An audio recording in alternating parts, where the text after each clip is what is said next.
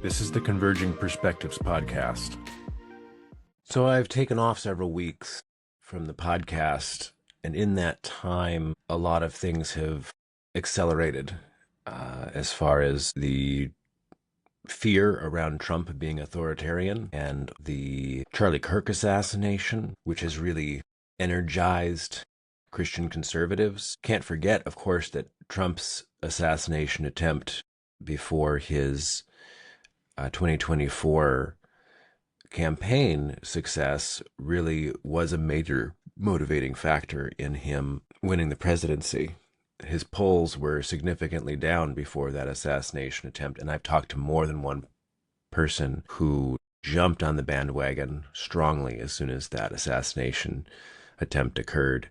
And the optics, you have to admit, were phenomenal, of him, little blood dripping down the face, even though I still can't see a scar on his ear. And I'm not saying that I don't think it happened, but there's no scar. There's blood coming down the face. You got the American flag waving overhead and his fist pumping in the air, surrounded by Secret Service, as if they're trying to pull him off, but they're not able to pull him off stage. Like, it was pretty great dramatic optics to convince people, wow, that's the guy who's protecting us from a corrupt government. And I want to just make an emphasis on that these optic moments are much more emotionally impactful to people than facts or statistics or any kind of real world data that is relevant to any argument. These moments are powerful, and they can cause us to see reality differently. I think the biggest issues that we're dealing with are not issues of arguing about the facts. That is secondary to what's going on under the surface. 90% of our brain's operation is subconscious. It's like a black box that we cannot see inside of to know what's going on. But there are indicators in our actions and in our thoughts and our emotions that tell us to some degree what's going on in there. The more we understand the architecture of our minds, the better we can understand really what's going on in that 90% subconscious realm. It's kind of like an iceberg. You can see what's above the water, but you can't see how big it is beneath. Another great metaphor is the rider and the elephant that Jonathan Haidt has made famous, which is that essentially the subconscious is the elephant, which is doing which has all the power and it has all the direction too. And the rider on top usually is rationalizing why I turned right just now, even though he doesn't know why he turned right. He just wants to say, I meant to turn right. I thought to turn right because of all of these factors here. I'm not saying human beings are doing this 100% of the time, because I know I do think things through from time to time and then make a decision based on the logical conclusions that my thought process provided. But what I'm saying is, I think most of us think we're doing that all the time, and really we're doing it almost never. Most of the time, we've already made a decision in the amygdala, in the sort of subconscious emotional realm. And then it's very difficult for us to argue our way out of that decision once we've made it, because of the architecture of the mind. Some people will argue with that, and they don't think that's real because they haven't seen it. Well, I can't see that the earth is round. It looks flat from my vantage point because I can't get up high enough. But if you look at the multitude of evidence that we have around the earth and its shape and its size, the best answer to all that evidence is it is somewhat spherical. So this is something that I think people need to understand, because having an argument with somebody on the other side of the aisle is not going to be fruitful if you're just disagreeing on what the facts are. People are not going to trust the same sources because they just don't want that narrative to be true. And you can say it's both sides. It's the liberals believe in scientism and whatever it is that they want to believe, which I'm not going to disagree with the fact that that's how liberal brains work as well. Liberals and conservatives do think the same ways as human beings do. with this rider and elephant dynamic. But if one side is leaning more on scientific research and highly researched thinkers, I would definitely give a little more credit to that side of the argument. If the other side is not producing strong scientific research, they do not have good experts on their side for the opinion, it's very suspicious. It doesn't look strong.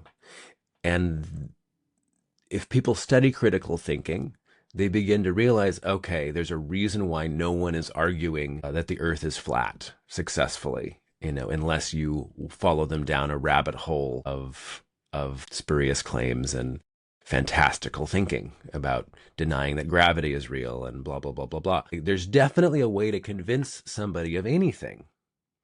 Religions have shown this for millennia.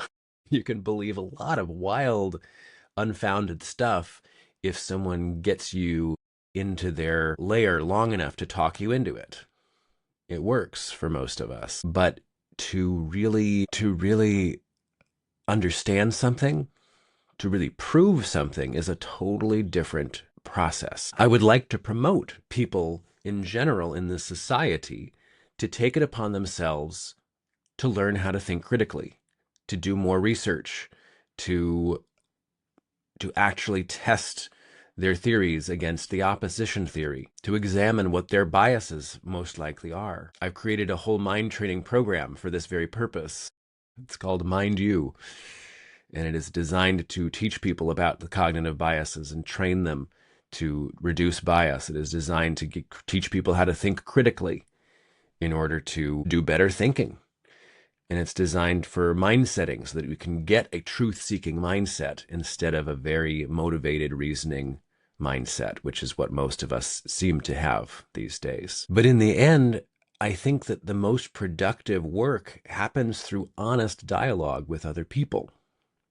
And in order to have productive, honest dialogue, we can't just be debating facts. I think we need to be looking under the surface for why people are believing the things that they're believing. And sometimes those things don't seem to make any sense to you. Sometimes those ideas are unscientific, ridiculous notions. But what I learned during COVID in 2020 is that conspiracy theories are sticky because there's some kind of metaphorical truth to them, just like a mythology that sticks, that people resonate with, and it hangs around for centuries. A good conspiracy theory is metaphorically true in many aspects. That's why story is so strong to our brains, because for millennia, that's how we've held knowledge. That's how we've passed it on to the next generation in higher density. It's because stories are sticky, and stories bring metaphoric knowledge with them that is not just literal. And if all you do is literally interpret your religious teachings, you may be missing so much richness that is there within, that is deeper wisdom, deeper understanding. It looks to me and many of my liberal friends that Donald Trump's actions are pretty quickly looking like autocratic actions that would lead to a dictatorial state, to remove all checks and balances to his power, and the movement of ICE going to liberal cities to crack down on illegal immigrants, and in some cases the National Guard to quell violence in cities. It looks a lot like Gestapo actions. It looks a lot like the president basically warming up and normalizing military intervention in U.S. cities. Conservatives can deny that this is happening, deny that Trump has any intention of creating an autocratic state, but those actions will provoke violent responses at some point. So it does look like he's ramping up to a martial law option. It hasn't happened yet. Perhaps Congress would use their authority to stop him if he did move the needle any further. But what I'm seeing on the right is no concern at all. Total denial that any of this should be something to be alarmed about. And I think that is alarming in and of itself, because of how similar, how parallel these actions are to the downfalls of other democracies in the 20th century. That being said, I still feel like a lot of the underlying problem that we're seeing in society today is coming from the left, not recognizing that postmodernism and its sort of subjective version of truth and morality and trying to force a leftist ideology upon other people who don't get it is perhaps the biggest catalyst for this Trump administration. After January 6th and all the things that happened in 2020, how could the majority of Americans vote for Donald Trump again unless they think he's the lesser of two evils, unless they think he's stopping something more destructive from continuing? And I think that that destructive thing is what people are calling the woke mind virus. Now, I see a lot of value in liberal ideas, particularly the care, compassion principle. There is nothing wrong with wanting to support people and take care of people who are suffering. In fact, to get society to a healthier place, it's necessary to give people the support they need. But there has become a kind of woke culture that is essentially discriminating against white men and straight women and basically saying, no, the voices that we want to hear are the voices who are the most minority, the most traumatized, the weakest people in society need to be the ones that we listen to. And this sort of radical, like, no, we don't want to hear the other voices mentality is a real problem, because two wrongs don't make a right. If you start suppressing the majority of your population in order to bring up the minority, that's not necessarily gonna go well. Similar to the male female debate. Okay, so men have seemingly had a dominance over women for millennia, 10,000 plus years of human history. Men have been dominant in society, and that's an injustice. Well, do we switch it the opposite way now? Is that going to fix things to make women dominant and men subservient? And any man who questions a woman's authority is essentially shamed, shunned, or put in prison for his microaggression? I'm exaggerating here, but that kind of thinking needs to be stopped because that will not yield results. There are all sorts of ideas that are emotionally exciting about how to fix society, how to right the wrongs of the past, but very few of them will work functionally. Financial reparations is a beautiful concept, but I don't see how practically it fixes the system of oppression of Native Americans or African Americans. The problem is inequality across the board.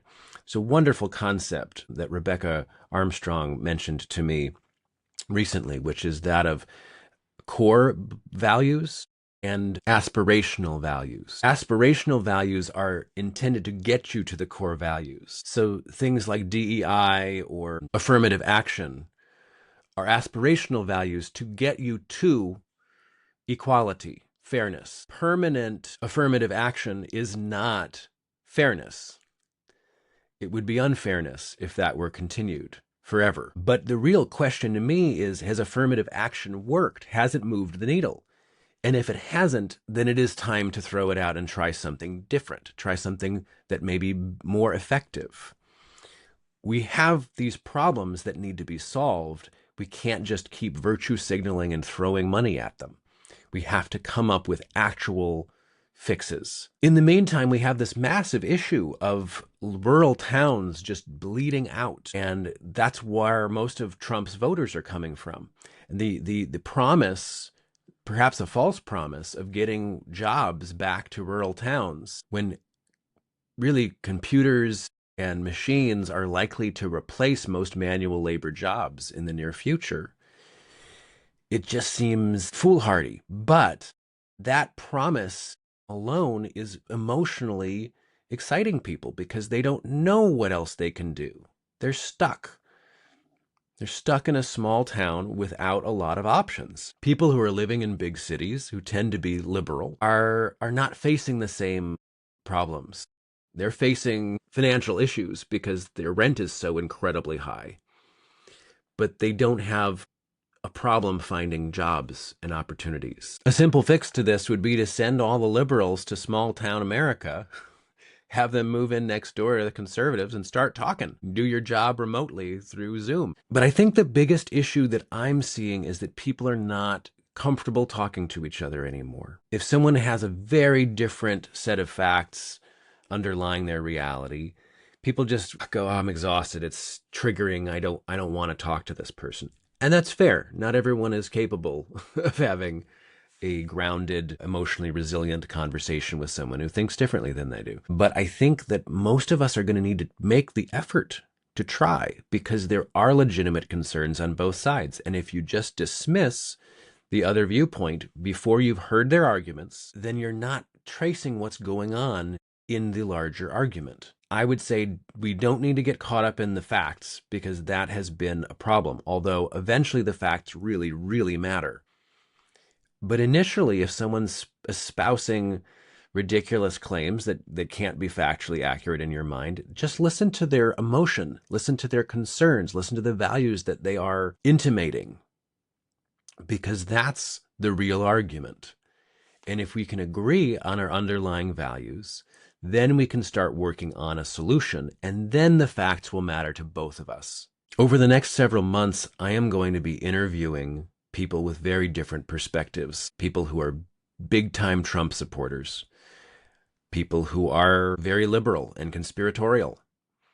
I'm going to interview people who think very differently than I do, and probably very differently than you do.